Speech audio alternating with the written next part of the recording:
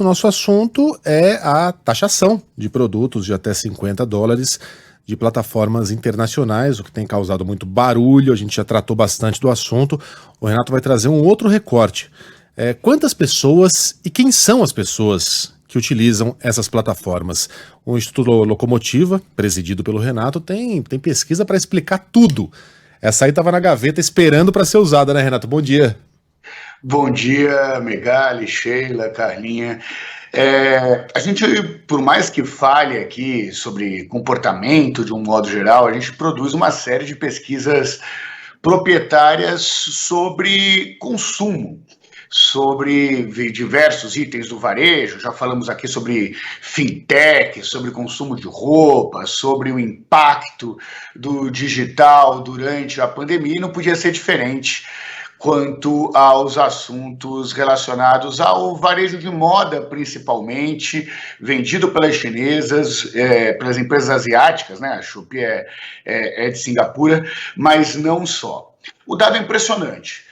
Hoje, 89% dos consumidores brasileiros, que num país de voto obrigatório também são eleitores, só para entrar aí, continuar no recorte da entrevista que estava sendo que vocês estavam fazendo com a minha colega colunista Mônica Bergamo, 89% dos eleitores conhecem alguma plataforma como Shopee, Shein ou AliExpress. Nós estamos falando de 9 de cada 10 consumidores ou eleitores num país de voto obrigatório como o brasileiro. A maioria absoluta desses eleitores, que dá aproximadamente 82,6 milhões de consumidores ou de eleitores, já compraram em alguma dessas plataformas. Para o ouvinte da Band News ter uma ideia, isso é mais do que a votação que o atual presidente Luiz Inácio Lula da Silva teve no segundo turno das últimas eleições presidenciais. Eu estou contando toda essa história, Megali, para dizer que é natural que medidas que procuram regularizar do ponto de vista fiscal essa situação tenham, obviamente, um impacto na popularidade do governo. Uhum. E na popularidade do governo e nas camadas mais pobres e da classe média, né, Renato? Porque quando a gente fala da população mais pobre, alguém pode ter a impressão, não, mas esses não consomem, porque não. Pobre se veste. Uhum. Né? Pobre compra equipamento de beleza, mesmo quem ganha um salário mínimo. Até para trabalhar, né, Megali? Até equipamento de trabalho que precisam. E há esses sites que essas pessoas... Enfim, desses sites que essas pessoas se utilizam. Megali, eu estava esperando essa pergunta para dividir dois dados aqui com os nossos ouvintes, né? O primeiro é que hoje a compra nessas plataformas é transversal às classes econômicas, ou seja, eu tenho uma penetração de compra online. Esse 53% vale para a classe D, vale para a classe C e vale para a classe A e B. Agora, em volumes de financeiros, como a classe A e B compra mais, gasta mais do que a classe D e E, eles acabam sendo os principais beneficiários aí por essa isenção. Agora, entrando diretamente na polêmica que a gente estava, que a Band News estava discutindo até um tempo atrás. Vamos entender que essa taxação não vale para todos os comerciantes. Nós tivemos, por exemplo, a Shein falando que a maioria absoluta, se não me engano, 85% do volume de vendas é feito por comerciantes nacionais. Bom, esses já deveriam estar pagando imposto. Se não estão pagando imposto, ou o dado não é verdadeiro, ou não teremos o impacto assim direto nos preços. Nós temos plataformas como o Mercado Livre, que foi quem salvou os pequenos empreendedores, em geral da baixa renda, durante o período da pandemia. E eles pagaram impostos. O que não dá para admitir é que plataformas funcionam como traficantes de um produto ilegal para um consumidor que está fazendo essas compras sem querer pagar os impostos. Só para a gente deixar claro aqui, não é o brasileiro, o empreendedor brasileiro, que muitas vezes tem o seu pequeno negócio, que só consegue ter o seu negócio sem ter que pagar o preço de um aluguel numa loja, graças às plataformas que são legalizadas, que vão ser prejudicados com esse aumento da fiscalização. O que terá um impacto nesse aumento da fiscalização são empreendedores chineses que estavam destruindo os empreendedores nacionais. O detalhe interessante, só para entrar de verdade na polêmica aqui, uma polêmica baseada nos números, uma polêmica baseada nas pesquisas, é que quem mais defendeu esse novo modelo de fiscalização são pessoas são empresários que eram contrários ao atual governo.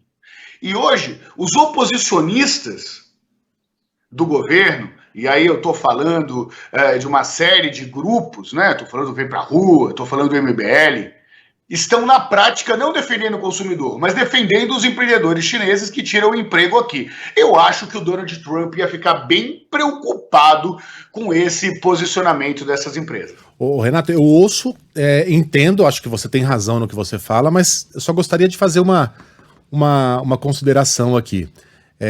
Por 20 anos, desde que essa lei foi instaurada, os governos brasileiros, e aí vale, ó, FHC, Lula, Dilma, Temer, Bolsonaro, foram tolerantes com esse negócio, com esse modelo de negócios. E criou-se um ambiente ali em que muita gente prosperou, gente que não é picareta, como dizia a Mônica agora há pouco, que não é grande empresário, grande tubarão, que percebeu como funcionava aquele ambiente de negócio e com base nisso formou ali o seu ganha-pão. E 20 anos depois, o governo, à guisa de arrecadar mais e combater sonegação, no final das contas, está vitimando o pobre e a classe média. É mais ou menos como se, de uma hora para outra, um governo decidisse acabar com a tolerância que existe hoje no Brasil contra camelôs e pessoas que vendem bala no semáforo. Essas pessoas não estão pagando impostos. A gente vai fazer linha dura agora. Quem estiver fazendo isso aí vai ser tratado como sonegador, vai ser preso, vai ser processado.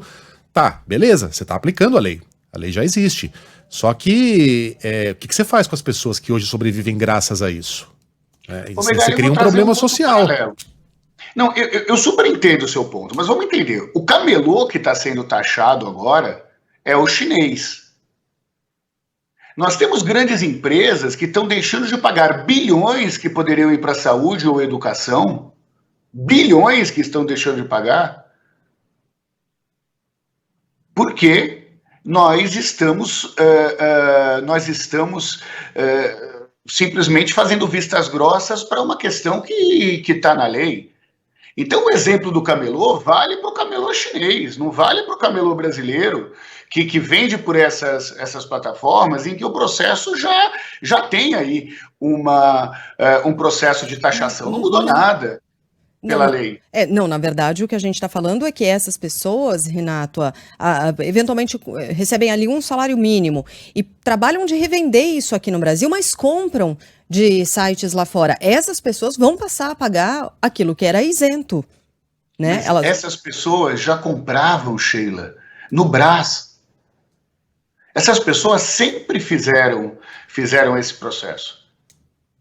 Sempre fizeram esse processo.